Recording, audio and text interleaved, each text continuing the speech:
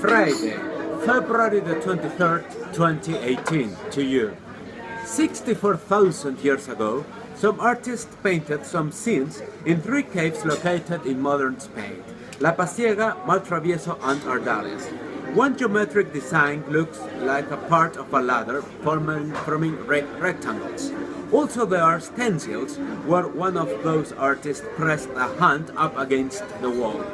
Those paintings could be dated by using a system based on the radioactive decay of uranium isotopes into thorium. Interestingly, the resulting date was 20,000 years prior to the arrival of modern Homo sapiens to Europe. Therefore, those artists must have been Neanderthals, unless, of course, that yet another more mysterious human race had lived in Europe back then.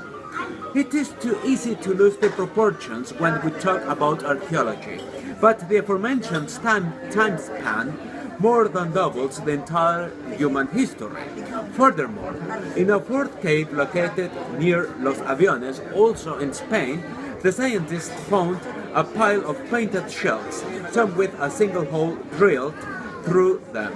Those shells date back about 115,000 years. Such an interesting research was carried out by the University of Southampton and the Max Planck Institute for Evolutionary Anthropology. The results are published this week in the journal Science and Science Advance.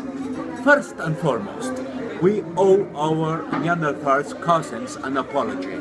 When the first bones were found in Germany's Neanderthal in 1856, scientists considered Neanderthals more brown than brains. Those conclusions say a lot about the colonialist European society that existed back then. Surely that knuckle-dragging, dumb brute stereotypes were driven by sheer racism. On the contrary, now we realize that Neanderthals could not only make creative works but also mix pigments, craftily beds out of seashells and paint murals. It is worth to point out that no Neanderthals bones were found in the aforementioned caves. Scientists ignore the reason why. That said, if those sites were deemed sacred by Neanderthals, that would mean they had an abstract, sophisticated reasoning. Why did Neanderthals die out then? Some theories suggest an inability to adapt to climate change, while others argue an increased competition from modern humans. Maybe we should take heed of such theories in our present reality. Oh, I forgot.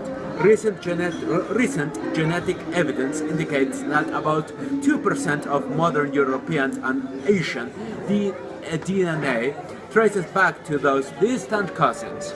In short, Neanderthals were like us. More precisely, we are like Neanderthals. The world is still on.